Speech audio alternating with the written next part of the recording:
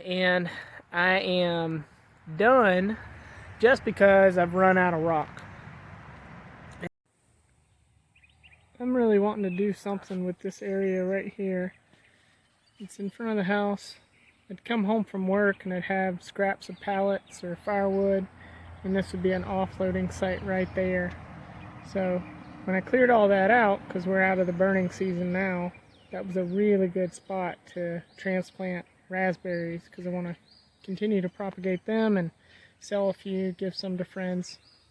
So that little hump right there, that's all raspberries planted. But this, I've been kind of caching river rock from the property. Anywhere I dig, I'll usually come up with rocks. As you can see, this wall, and there's a few other walls on the property. Every now and again, I'll find a round river rock. And there's not as many, but I like to keep them all in the same spot because I've been wanting to do something with them. So this is about 2 years of collecting river rock. And I think I'd like to start making a wall, maybe a round or a teardrop shape, because the wind comes from this direction.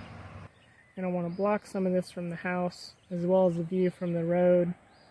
I have to clean it up and get to work, but I just wanted to document a little bit before I started that work.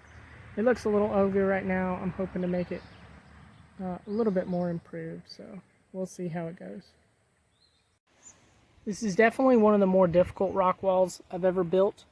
I don't know if it's going to be a success. Because the rocks are rounded, there's not as much surface contact as something like this rock wall, where most of the rocks have at least one flat edge, so you can connect one layer with the next.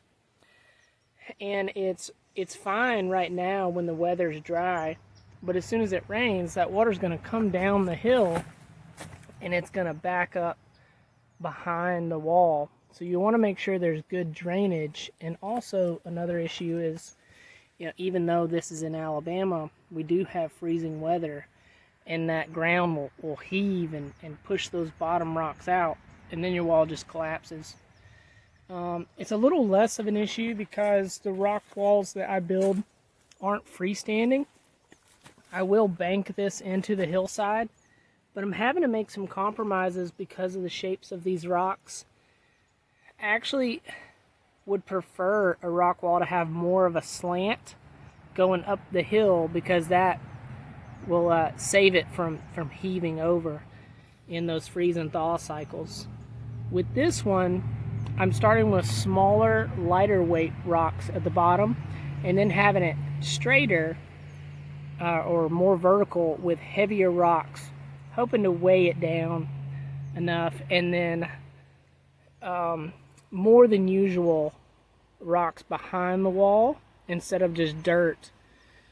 I usually do a stair step method, and then I'll fill most of that with dirt. With this one, it's going to be primarily rock, just to make sure it has adequate drainage.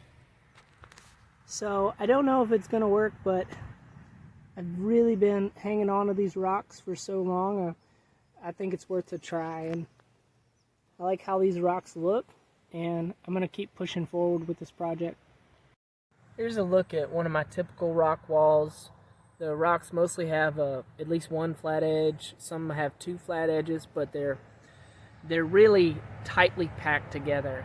And I don't know if I can find a spot, but I'll put shims in there, and then the backfill is gravel. So it's really, really dense, and it's not really going anywhere. I can stand, I can walk on top of this wall, and it's going to be just fine. It's not going to tip over. Here's a look at the debris dump site that I cleared out and started planting raspberries. I have one right here that's really taken off. Some little bug damage, that's okay. But gonna keep tending to this, and then hopefully about 2 years I'll have a good little patch of raspberries with the heat from the rock wall helping it out in the early season and the late season. But this is the progress on the wall. If I find some more, I might I might add on to this little tail. This is a volunteer sweet gum tree I didn't plant. It was just already there, so I stopped the rock wall and came on around it. It's not the ideal species that I would want growing here, but I can leave it for probably up to 4 or 5 years with no damage, no harm. I'll just let it grow and see what happens. But maybe this space can become something nice, and I'll plant something I'd like here. But this was the real kicker. This is what I wanted to facilitate growth in this area. Each year we're going to have debris and organic material back up behind this wall. And this tree is not healthy. It's probably going to die or get taken out in the next few years, along with this.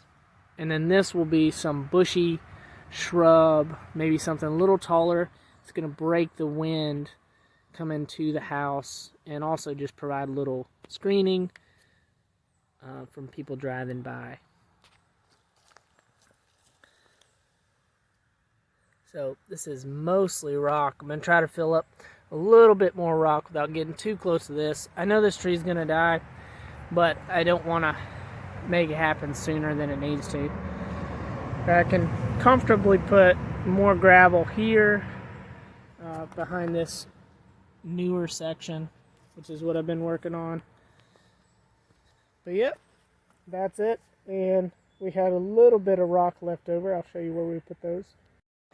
So here's where we cut pine trees down. There's one left standing to take down. We're going to plant some fruit trees here. I didn't want the allelopathy from the conifer affecting the growth of the fruit trees. So there'll be a swale on this side of it. And we dug a new fire pit. I had a projector and a movie night the other night. So my wife had the idea to put these smaller river rock just in a circle around here. I think it's pretty nice, and if we don't like it in the future, we can just take these and add it to the wall. So that's what it is. If each level was, damn it.